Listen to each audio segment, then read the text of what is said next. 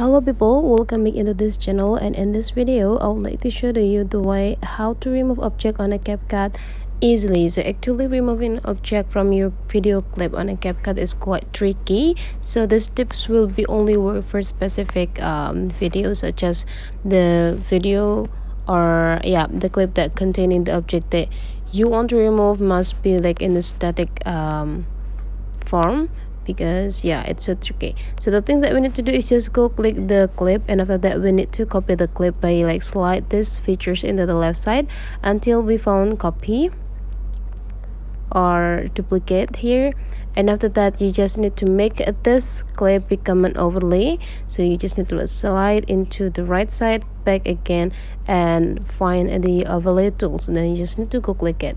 Now you need to drag this clip until it has the same position with the original's video, and after that go click the overlay clip and find mask tools. Okay, and after you found it, you just need to decide what mask that you want to use for isolate the object. So for example, let's try to remove this object. So I would like to use this rectangle, and now you just need to like positioning the mask. Okay, positioning the mask into the object that you want to take the samples to. Okay, let's say do this here. Okay,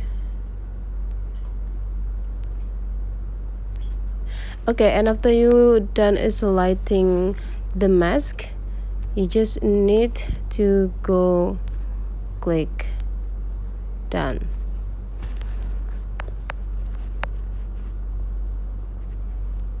And after that you just need to like pinch with two of your finger while dragging the part into the object that you want to hide. Okay, and whenever you're done, you just need to go click the random part, and here is the result.